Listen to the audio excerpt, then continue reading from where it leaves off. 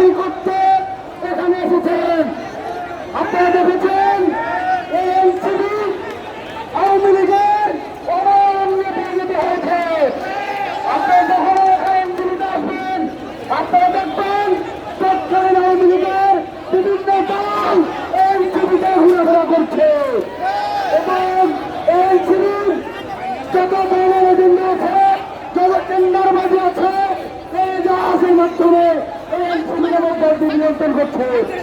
আপনারা জানেন লোকাল প্রশাসন যাদেরকে নিয়োগ দেওয়া হয়, এই লোকাল প্রশাসন এদেশের খেতে খাওয়া মানুষ এবং দেশের উন্নয়নে কাজ করার জন্য বসে।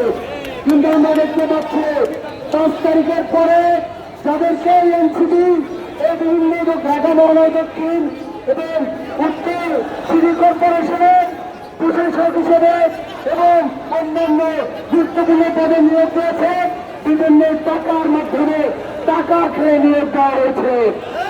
আমরা এনসিপি কথা রাষ্ট্র বলে দিতে চাই, আপনি বিশুদ্ধ সংগঠন হিজবুত তাহরিরের একজন সক্রিয় কেন্দ্রীয় নেতা ছিলেন।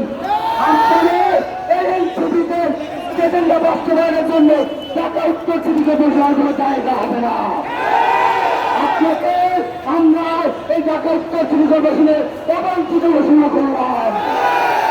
এই বাংলায় হবে না, এটা যার ঠিকানা, এটা যার তরিকা, এটা আমার তলে তলে, এটা যার ঠিকানা, এই বাংলায় হবে না।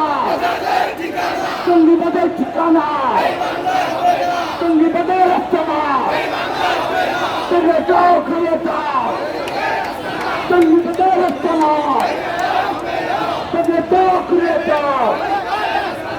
আমরা বলে